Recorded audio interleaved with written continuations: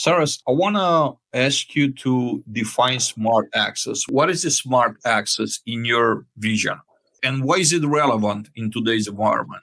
Yeah, I mean, look, what is smart access? It's about cloud-based access control. You're basically managing the system via a web interface, a web dashboard, right? That you as a property manager or user can access from anywhere in the world.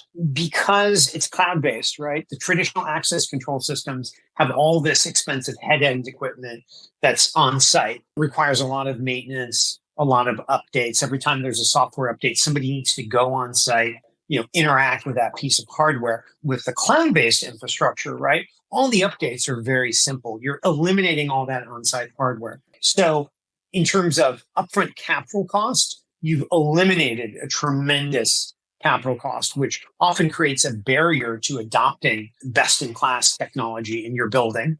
And then the other thing is, because the maintenance is so much simpler, you've also reduced the kind of ongoing cost of having a smart access system. So then that allows you to kind of benefit from all these cost savings. By the same token, smart access, it's the user is using a mobile app. So they're using their smartphone, which they're using for their banking, their music, their social media, and all the other things that we do with our smartphone, right? So they're using their smartphone in order to get around the building, to open and unlock doors, to send things like virtual keys to visitors or their dog walker or whomever. And so because of that, it also allows the property manager to manage the property so much more easily, right? You set up these workflows where, hey, guess what? On day one, somebody's moving into the building, they have access to the freight elevator, they have access to the front entrance, and they have access to their unit. So it simplifies a lot of the tasks that property managers have to kind of do on a daily basis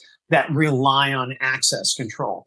And so it creates a tremendous amount of cost savings from the reduced upfront capital costs and reduced ongoing costs to maintain the system, but also creates a much better user experience. And I think one of the things we are most proud about, Adrian, is that Butterfly MX was the first company to create a consumer-centric access control platform. And it was very much in the Steve Jobsian kind of, way.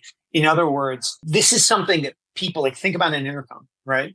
You go buy an intercom multiple times a day. Before Butterfly MX, you never thought about it, right? It was just this piece of metal, right? Often didn't work that you would go buy every day. Instead, we said, look, think about all the benefits that a good working system can help you with. Again, my original kind of use case, if you will, was I kept not getting my packages. So I'd have to go down to the post office, right? And spend all that time and, whatever, every Saturday.